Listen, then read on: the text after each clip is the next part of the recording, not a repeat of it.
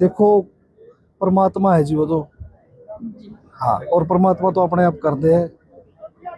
जी मैं पर ऐसे सरपंच टाइम गांव खेड़ी लांबा, कलायत ब्लॉक, डिस्ट्रिक्ट कैथल से। और मेरे साथ और भी सरपंच है, कुराड़ से रणधीर जी, सज्जन कोड़ेखा सरपंच है, हमारे पंचायत डिपार्टमेंट के जय साहब हैं जी। हम आज जी आए थे तनाना आश्रम में। जी फर्स्ट टाइम आए आज आप? नहीं, मैं सेकंड टाइम आया हूँ। जी तो ऐसी क्या चीज थी जो आपको फर्स्ट टाइम अट्रैक्ट करी कि आप फिर से आज श्लोक आश्रम में आए देखो, हैं? पहले तो हम भी ऐसे ही बोलते थे लोगों को, जब ये जाते थे सरपंचों के पास जाते रहते हैं भगत जन, भाई हमारा भंडारा आओ, तो हम भी कहे करते भाई ना आए तो बोले हो रहे हैं, मुंह बकांदे भी रहे। लेकिन जिस टाइम वो बरसात का सीजन आया था, अपने हाथ खड़े कर दिए थे गुरुजी ने, मोटर दे के, पाइपलाइन दे के। जहाँ 3 साल तक लगभग हमारे देसी साहब अगर हम देखा तो कणक बिजाई नहीं उसके थी, तो आज वहाँ बढ़िया हरी लहलाती फसल खड़ी है। हम गुरुजियों के इस काम से भी, और जो अन्नपूर्णा स्कीम के तहत मकान बना रहे हैं, रोटी दे रहे हैं, कपड़ा भोजन जो भी है, दवाई है, बच्चों की शिक्षा का सामान है, वर्दी है, जूते है, स्कूल बैग है, उससे हम बहुत प्रभावित हुए। पिपली आश्रम में हम जाते रहते हैं समय समय पर, लेकिन इन टाइम दनाना आश्रम में भी हम आए हैं। जी आप आश्रम में आए, आपको क्या यहाँ पे की जो मैनेजमेंट है वो कैसी लगी? यहाँ पे जो भक्त है उनमें भाईचारा की भावना लगी आपको? बिल्कुल एकदम से भाईचारे की भावना, इतनी साफ सफाई। मैं तो कहता हूँ, अगर हम घर में एक बच्चे का जन्मदिन मनाते हैं, उसमें हम घर के 5 या 10 सदस्य आते हैं, वहां भी हम सफाई नहीं रख पाते हैं। और यहाँ तो देखो, लाखों की संख्या में भीड़ है, भगत आए हुए हैं, बिल्कुल साफ सफाई और अनुशासन में एकदम। जी आपने बताया कि अभी जो किसानों की इतनी मदद की उससे आप काफी प्रभावित हैं। बिल्कुल, बहुत बहुत ज्यादा प्रभावित हैं जी हम तो इस चीज जी से। पर ये कैसे हो पा रहा है? संत रामपाल जी महाराज इस वक्त खुद तो जेल में है, फिर भी वो बाहर किसानों की इतनी मदद कैसे कर देखो, पा रहे हैं सर? परमात्मा है जी वो तो। जी हाँ, और परमात्मा तो अपने आप कर दे है। जी पर ऐसे टाइम पे तो संत तो हमारे देश में और भी हैं, वो जेल में है फिर भी, और बाहर जो बहुत बड़े बड़े हैं इस टाइम वो तो हमें मदद करते हुए नहीं और दिखे। तो जी मेरा क्या बात है, इन कथे कुथे आए ले मैं पीछे कथा, उनकी तो बिजनेस बना रखा है, ये बिजनेस नहीं है, ये तो सेवा कर रहे हैं।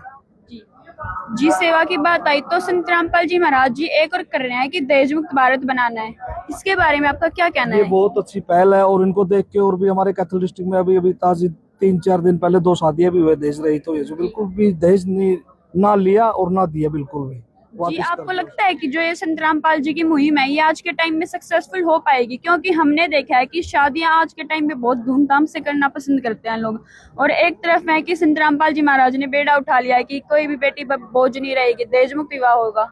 बिल्कुल होगा जी, और हम इसको फॉलो कर भी रहे हैं, और हम समाज में इस चीज को आगे बढ़ावा भी दे रहे हैं कि भाई वहाँ पे भी हो रही है, और इनकी शिक्षा लेके ही हम समाज में पूरी तरह अच्छा प्रचार प्रसार कर रहे हैं।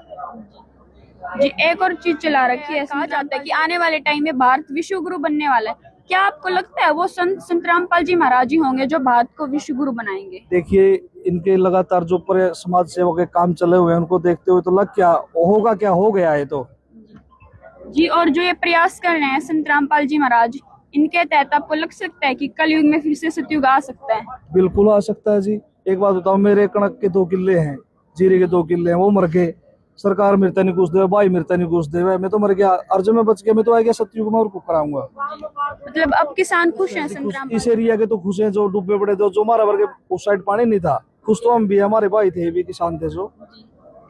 जी उन लोगों को क्या संदेश देना चाहेंगे जो आज भी श्लोक आश्रम में नहीं आए, या फिर संत रामपाल जी महाराज और श्लोक आश्रम के बारे में पहले कुछ जो अफवाहें फैलाई गई थी उसी में मानते हैं? पता की बात है, मैं सरपंच बनने से पहला मैं एक बस ले रहा हूँ खुद, और बरवाड़ा आश्रम आश्रम उस टाइम चालू था, मैं खुद वहाँ संगत लेकर जाया करता। पता लोग कहे करते, बोले गुरु जी तो जोता में खीर खाओ नहीं, स्पेशल ड्राइवर हैतराल के जाया कर दी, जो राशन था, जो भंडारा था उस टाइम नहीं हुआ करते था, हम तो गुरु जी का दूध में नहाई हुई मतलब खीर खान लग रहे हो। हम कहो एक बार आया देखो, तो हम देखो, देखा आज तक नाम जामन ने भी नहीं लिया बिल्कुल भी, लेकिन आके देखो एक बार, यहाँ की व्यवस्था देखो, अपने आप ही उनका मन अट्रैक्ट हो जाएगा। जी आप आए हैं यहाँ भंडारा करा, हमने ये भी सुना है कि जो यहाँ का हलवा खा लेता है फिर वो यहीं का हो जाता है, इस बात में कितनी सच्चाई है? जी देखो जी, मेरा क्या बात है, मीठा में जो मैं कम खाऊंगा, 5-6 तो जलेबी खा गया और 2-3 लड्डू खा गया, ये लोग तो मेरा कुछ होया को नहीं। सर जो भ्रांतियां फैलाई थी, जो आपने खीर की बात बताई है, लोग आमतौर पे देखा जाता है जी, गांव देहात में लोगों इस साइड के भी अगर पहली बार कहते हो गए ये बात, लेकिन अब इनको सच्चाई का पता लग गया भाई, हाँ ये क्या चीज है। पहले क्या पता, ये भी कंधे जो डूबे थे नहीं, वे भी यही बात करते हो भाई महाराज जी तो पोस्टर लगाना थे मना करे करते आई भी है वीडियो कुछ ना भाई तो बुकावा ना उड़ता लेजन पोस्टर ना पड़ गए और आज वही सबसे आगे पाएंगे।